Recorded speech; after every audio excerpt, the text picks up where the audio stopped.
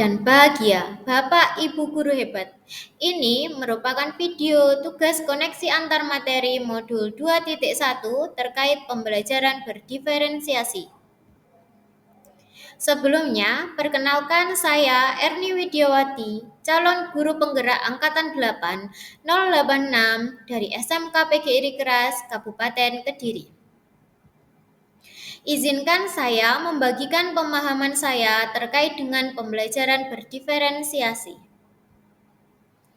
Pengertian pembelajaran berdiferensiasi adalah usaha guru untuk menyediakan proses pembelajaran di kelas untuk memenuhi kebutuhan belajar individu murid. Pembelajaran berdiferensiasi adalah serangkaian keputusan masuk akal atau common sense yang dibuat oleh guru yang berorientasi kepada kebutuhan murid.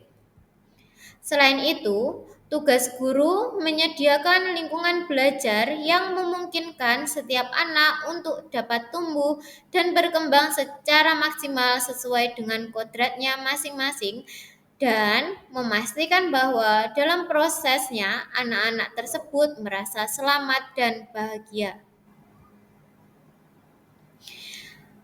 Agar dapat melakukan pembelajaran berdiferensiasi, guru harus paham terkait 1.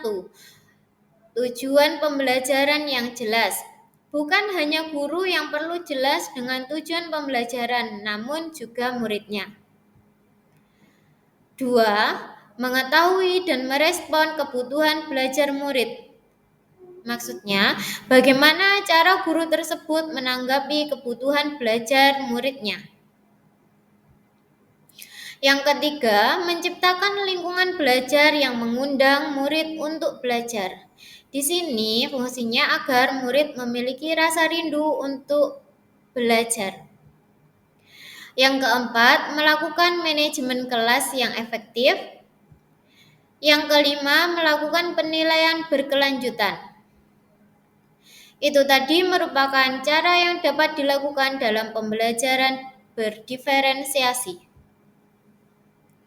Pembelajaran berdiferensiasi haruslah berakar pada pemenuhan kebutuhan belajar murid dan bagaimana guru merespon kebutuhan belajar tersebut. Ini adalah 3 aspek kebutuhan belajar murid. 1. Kesiapan belajar murid atau readiness. Kedua, minat murid. Ketiga, profil belajar murid. Pertama, kesiapan belajar murid atau readiness mengharuskan guru untuk menilai pengetahuan awal dan menentukan apa yang telah murid ketahui dan di mana murid berada. Selain itu, kesiapan belajar murid merupakan kapasitas untuk mempelajari materi, konsep, atau keterampilan baru. Sedangkan untuk murid yang belum tuntas dalam pembelajaran atau masih memerlukan bimbingan belajar, dilakukan scaffolding. Scaffolding adalah suatu teknik pembelajaran di mana murid diberikan sejumlah bantuan, kemudian perlahan-lahan diadakan pengurangan terhadap bantuan tersebut hingga murid pada akhirnya dapat menunjukkan kemandirian yang lebih besar dalam proses pembelajaran. Kedua, minat. Minat adalah motivator penting bagi murid untuk dapat terlibat aktif dalam proses pembelajaran. Bahkan, tidak hanya menarik, tapi membantu menemukan minat baru yang dapat dikembangkan. Tujuan pembelajaran berbasis minat adalah 1. Membantu murid menyadari bahwa ada kecocokan antara sekolah dan kecintaan mereka sendiri untuk belajar. 2. Mendemonstrasikan keterhubungan antara semua pembelajaran. 3. Menggunakan keterampilan atau ide yang dikenal murid sebagai jembatan untuk mempelajari ide atau keterampilan yang kurang dikenal atau baru bagi mereka. 4. Meningkatkan motivasi murid untuk belajar. Ketiga, profil belajar murid merupakan pendekatan yang disukai murid untuk belajar. yang dipengaruhi oleh gaya berpikir, kecerdasan, budaya, latar belakang, jenis kelamin, dan lain-lain. Profil belajar murid dipengaruhi oleh 4 elemen. Pertama, lingkungan belajar. Lingkungan belajar adalah lingkungan yang berada di sekitar seseorang dan yang mempengaruhi proses belajar mengajar. Kedua, budaya. Berkaitan dengan budaya yang berkembang di lingkungan belajar. Ketiga, gaya belajar. Gaya belajar murid terbagi menjadi 3. 1. Visual dengan cara melihat. 2. Auditori dengan mendengar. Ketiga, kinestetik, belajar sambil melakukan.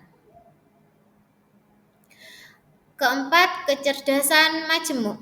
Preferensi berdasarkan kecerdasan majemuk atau multiple intelligence.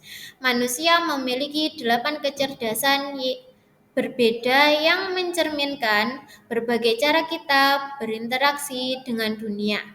Kecerdasan itu adalah visual spasial, musikal, bodily kinestetik, interpersonal, intrapersonal, verbal, linguistik, naturalis, logik, matematik.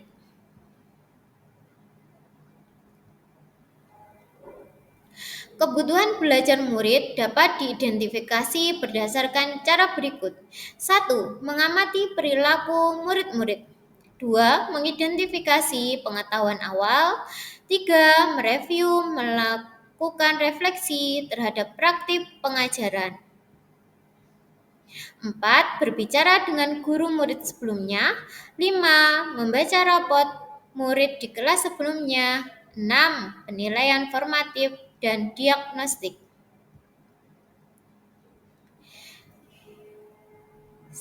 Strategi untuk mendiferensiasi pembelajaran dalam praktiknya di dalam kelas dapat digunakan semuanya atau memilih salah satu atau melakukan kombinasi.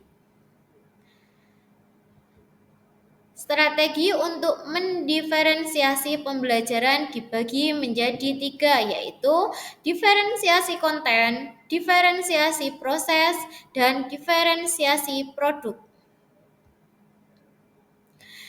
Pertama, diferensiasi konten. Strategi yang dapat diterapkan adalah 1. Menyiapkan materi dalam beragam format seperti buku, poster, audio, video, dan lain-lain. 2. Memberikan teks yang lebih mudah untuk anak yang kesulitan memahami konsep, memecahkan materi yang banyak menjadi bagian-bagian kecil, membuat kosakata kunci dan definisinya. Membuat teks bacaan dengan beragam topik. Kedua, diferensiasi proses. Strategi yang dapat dilakukan meliputi 1. Memberikan scaffolding sesuai kebutuhan belajar. 2. Membentuk kelompok belajar tambahan bagi yang mengalami kesulitan. 3. Memberi pilihan kepada murid untuk membaca secara individu atau berkelompok. 4. Memberi pilihan berdasarkan minat. Memberikan pilihan ingin bekerja sambil berdiri atau duduk. Maksud dari diferensiasi proses di sini adalah merujuk pada strategi membedakan proses yang harus dijalani oleh murid yang dapat memungkinkan mereka untuk berlatih dan memahami isi atau konten materi. Ketiga, diferensiasi produk. Diferensiasi produk merujuk pada strategi memodifikasi produk hasil belajar murid, hasil latihan, penerapan, dan pengembangan apa yang telah dipelajari. Strategi yang dapat dilakukan meliputi 1. Murid yang memerlukan bimbingan dapat menjawab pertanyaan mengenai konten. 2. Murid yang mencakup mahir dapat membuat presentasi yang menjelaskan penyelesaian masalah sederhana. 3. Murid yang sudah mahir dapat membuat inovasi atau menelaah masalah yang lebih kompleks. 4. Memberikan murid pilihan moda untuk menunjukkan pemahaman seperti tulisan, diagram, demonstrasi, gambar, video, dan lain-lain. Bagaimana keterkaitan antara materi modul 2.1 dengan modul yang dipelajari sebelumnya? Kaitannya pada modul 1.1 yang dipelajari terkait dengan filosofi pemikiran Ki Hajar Dewantara. 1.2 terkait nilai dan peran guru penggerak. 1.3 visi guru penggerak. 1.4 budaya positif. 2.1 terkait dengan pembelajaran berdiferensiasi yang semuanya merajuk pada pembelajaran berpihak pada murid, dilanjutkan dengan melahirkan profil pelajar Pancasila. Yang pertama, filosofi pemikiran Ki Hajar Dewantara.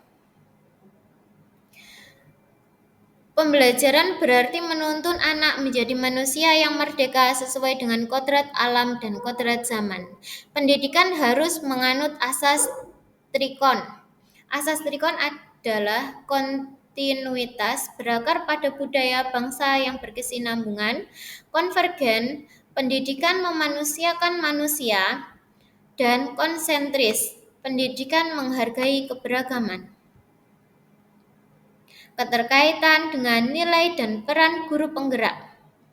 Nilai berpihak pada murid, mandiri, kreatif, reflektif, kolaboratif, dan inovatif, sedangkan peran meliputi mewujudkan pemimpin pembelajaran, mewujudkan kepemimpinan murid, mendorong kolaborasi, menjadi coach bagi guru lain, menggerakkan komunitas praktisi.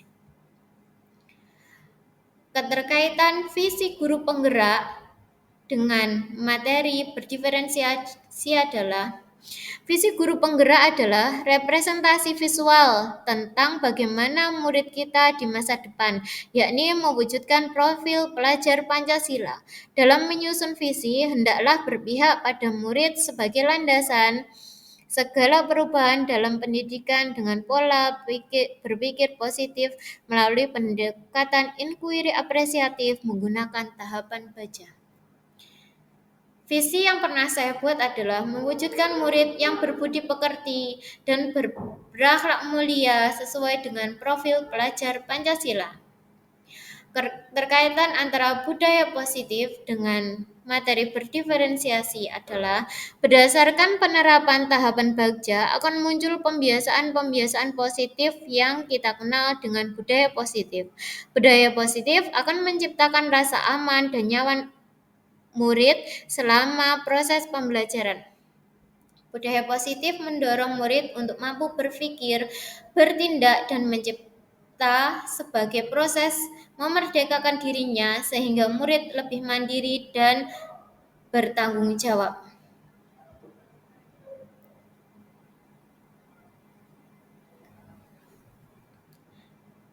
Itu tadi merupakan hubungan antara materi yang pernah dipelajari dengan modul 2.1 terkait dengan pembelajaran berdiferensiasi.